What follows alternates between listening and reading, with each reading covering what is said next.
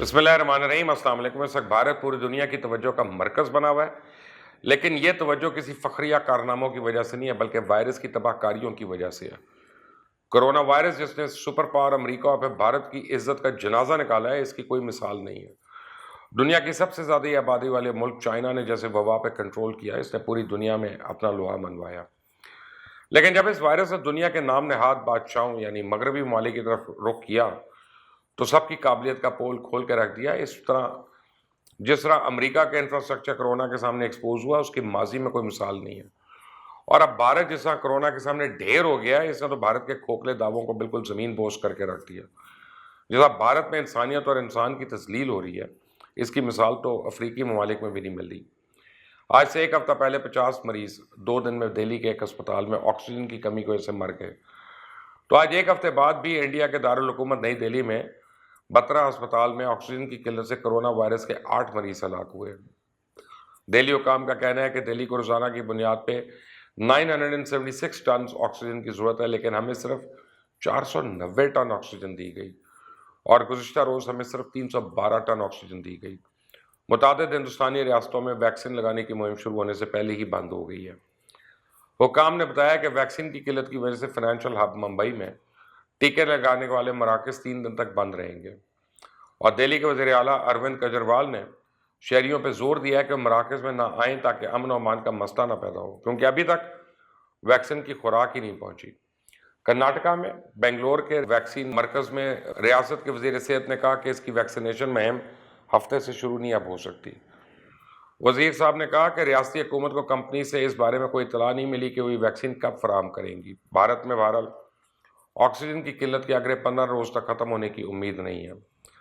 Scientific advisers کے ایک forum نے مارچ کے شروع میں حکومت کو ایک وارننگ دی تھی کہ ملک میں کرونا وائرس کے ایک نئے ویریئنٹ کی گرفت مضبوط ہو رہی ہے۔ وارننگ کے باوجود 4 سائنسدانوں نے کہا کہ وفاقی حکومت نے وائرس کے پھیلاؤ کو روکنے کے لیے بڑی پابندیاں عائد کرنے کی کوشش نہیں کی۔ پرائم منسٹر نریندر مودی، حکمران بھارتیہ جنتا پارٹی کے رہنما اور حزب اختلاف کے سیاستدانوں کے ذریعے لاکھوں بڑے پیمانے پہ بغیر ماسک کے افراد نے مذہبی تہوار اور سیاسی ریلیوں میں شرکت کی۔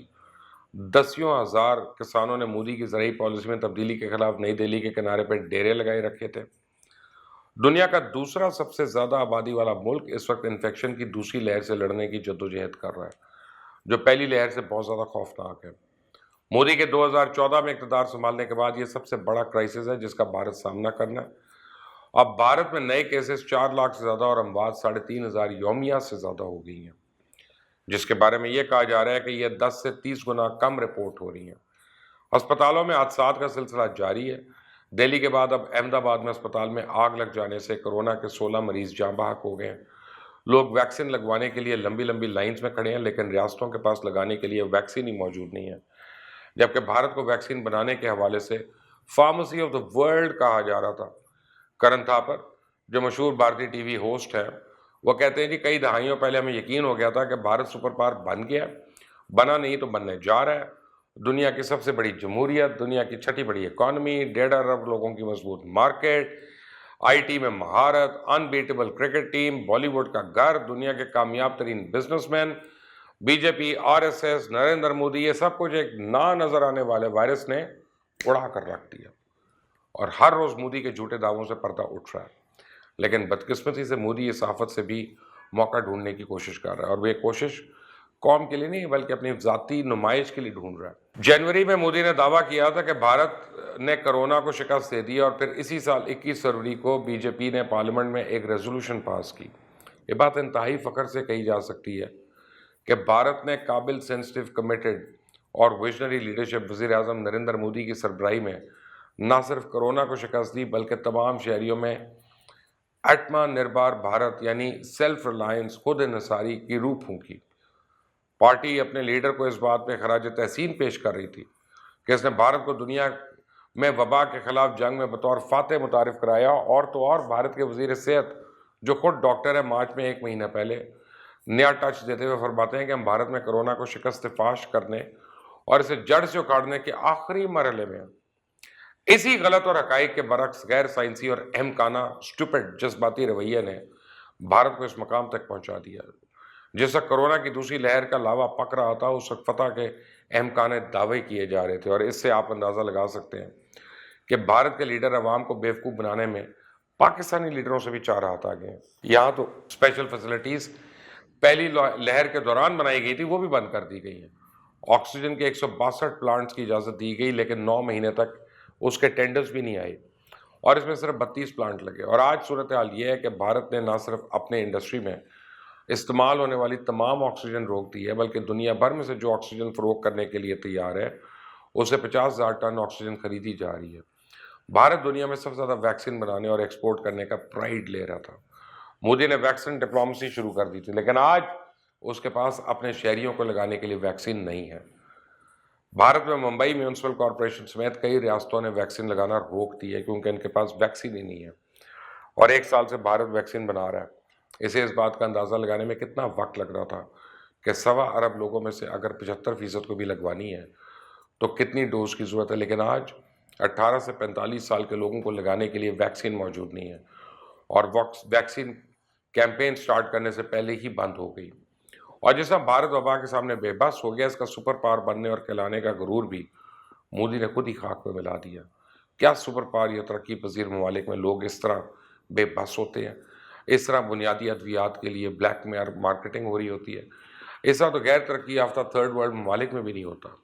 ملک جدوجہد کر رہا ہے، لیکن خود ہی پیدا کیے ہونے والے بحرانوں کے آگے بے بس۔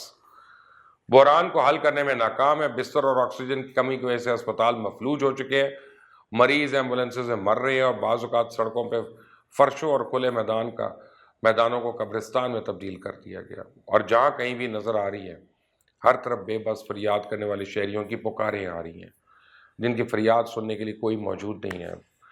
پوری دنیا کے پاس بھارت کے لیے خوفناک تصاویر ہیں جو فرنٹ پیج کی زینت بن رہی ہیں، اور جسے کسی کی زبان یا ذہن میں بھارت کا نام آتا ہے، بے بس کردار ان کے ذہنوں میں گردش کرنے لگتے ہیں، اور مودی کو دیکھتے ہی بے حسی نالائکی کے تصورات ذہن میں آنے لگتے ہیں۔ کیا کوئی اپنی عوام کے لیے اتنا بے حس ہو سکتا ہے؟ مارچ میں سائنسدانوں کی ٹیم نے مودی کو پیغام پہنچاتی کہ جی کرونا ملک میں خوفناک حد تک گرفت کرنے والا ہے، اور اسی مہینے مودی جلسوں سے خطاب کرتے ہوئے کہتا ہے کہ میں نے اس سے پہلے اتنے لوگ کہیں جمع ہوتے نہیں دیکھے۔ ہر روز مودی کی ٹویٹ آ رہی تھی کہ آن مائی way to a Meesho rally, لیکن مودی نے الیکشن جیتنے کے لیے لاکھوں لوگوں کی جانیں خطرے میں ڈال دیں، اور سیاسی فائدے کے لیے کرونا کی خوفناک صورتحال پر بھی پردہ ڈال کے رکھا، جس کے نتائج آج پورا بھارت بھگت رہا ہے۔ دنیا ہندوستان سے خوفزدہ ہے، شدید مایوس ہے۔ بھارت بے نقاب ہو چکا ہے کیونکہ اسے صورت حقیقت کو دنیا سے چھپانا مشکل ہو چکا ہے۔ بھارت کے دوستوں نے ہانگ کانگ سے فرانس اور امریکہ سے آسٹریلیا تک دروازے بند کر لیے ہیں، بھارت سے آنے والوں کی فلائٹس کو روک دیا ہے۔ انسانی بے بسی کی ایسی تصویریں دیکھنے میں آ رہی ہیں کہ انسان کا سر شرم سے جھک جاتا ہے۔ ایسی صورتحال میں ہم بھارت کی عوام کے ساتھ اظہار ہمدردی اور دعا کر سکتے ہیں کہ اللہ تعالیٰ انہیں مزید مشکلات سے محفوظ رکھے۔ آئندہ تک کے لیے اجازت دیں۔ اللہ حافظ۔